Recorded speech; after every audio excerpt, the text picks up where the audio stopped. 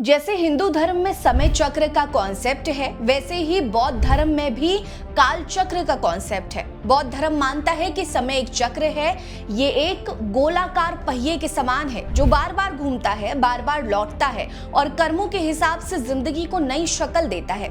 हम अक्सर सोचते हैं कि इतिहास खुद को दोहराता है, लेकिन बौद्ध धर्म इसे और गहराई से देखता है। बौद्ध धर्म में समय सिर्फ घड़ी की टिक टिक नहीं, बल्कि एक अनंत नृत्य है जिसमें प्रकृति, मानव और ब्रह्मांड एक साथ ताल मिलाते हैं। नमस्कार, मेरा नाम है रीटा। आज की वीडियो में मैं आपको बताऊंगी कि कैसे बौद्ध धर्म का समय चक्र और हिंदू धर्म का समय चक्र करीब करीब एक समान है। बौद्ध धर्म में समय को काल चक्र कहा जाता है। ये एक ऐसा चक्र है जो कभी रुकता नहीं है, बस घूमता रहता है। ये चक्र न सिर्फ समय को दर्शाता है, बल्कि ये भी बताता है कि हर चीज, चाहे इंसान हो, प्रकृति हो या ब्रह्मांड हो, सब कुछ एक सूत्र में बंधा हुआ है। बौद्ध मानते हैं कि समय दो मुख्य चक्रों में बटा है। पहला है बाह्य चक्र, दूसरा है आंतरिक चक्र। उनका मानना है कि ये दोनों ही चक्र एक साथ चलते हैं। अगर हम बाह्य चक्र की बात करें तो ये प्रकृति का चक्र है। सूरज का उगना और डूबना, पूर्णिमा से अमावस्या तक का चांद की कलाएं, मौसमों का बदलना, नक्षत्रों की चाल और ब्रह्मांड का अनंत विस्तार जैसी सारी चीजें बाह्य चक्र के अंदर आती हैं। बौद्ध मानते हैं कि जैसे पेड़ की पत्तियां झड़ती हैं और फिर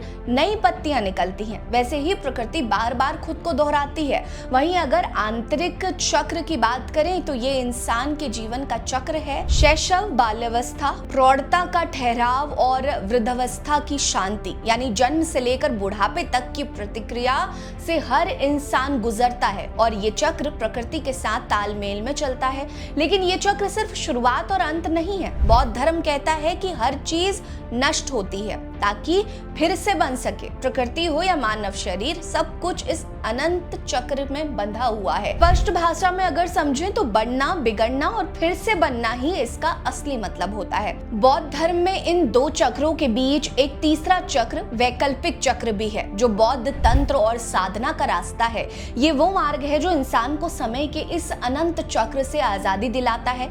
बौद्ध धर्म में माना जाता है कि सांसारिक मोह, दुख और कलेश इस चक्र का हिस्सा है, लेकिन तांत्रिक साधना, ध्यान और अभिषेक के जरिए इंसान बुद्धत्व को पा सकता है। बौद्ध धर्म कहता है कि जो बुद्धत्व पा लेता है वो इस चक्र से मुक्त हो जाता है। बुद्धत्व की प्राप्ति मोक्ष की प्राप्ति है, जहां आत्मा परमात्मा में विलीन हो जाती है और समय का चक्र उसका कुछ नहीं बिगाड़ सकता।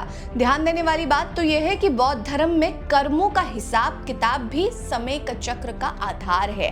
कर्मों के आधार पर आत्मा बार बार संसार में लौटती है और उसे देवलोक, असुर लोक, मनुष्य लोक और त्रियक लोक, प्रेत लोक और नरक लोक, यानी 6 लोकों में भेजा जाता है। इन लोकों में आत्मा कर्मों के हिसाब से भटकती रहती है, लेकिन बौद्ध धर्म का अष्टांगिक मार्ग इंसान को इस चक्र से निकालकर निर्वाण की ओर ले जाता है। अष्टांगिक मार्ग पर भी हमने एक डिटेल्ड वीडियो बना रखी है। आई बटन में आप क्लिक करके उस वीडियो को देख सकते हैं और पूरी डिटेल समझ सकते हैं। दिलचस्प बात तो यह है कि बौद्ध धर्म भले ही हिंदू धर्म से अलग हो, लेकिन समय चक्र की अवधारणा में दोनों धर्मों की सोच गजब की समानता रखती है।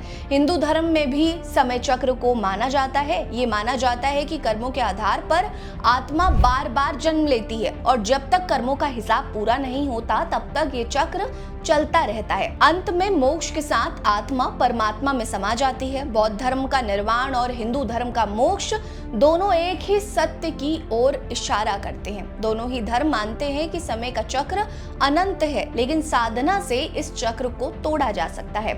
आपको बता दें कि बौद्ध धर्म की काल चक्र की अवधारणा हमें सिखाती है कि जिंदगी एक सीधी लाइन नहीं है, बल्कि एक गोल चक्र है। हमारे कर्म ही तय करते हैं कि ये चक्र हमें कहाँ ले जाएगा, लेकिन अगर हम सही मार्ग पर चलें तो इस चक्र से आजादी पाया जा सकता है। इस पर आपकी क्या राय है, कमेंट सेक्शन में बताएं। वीडियो को लाइक करिए, चैनल को सब्सक्राइब करिए, हमारे साथ बने रहिए। नमस्कार।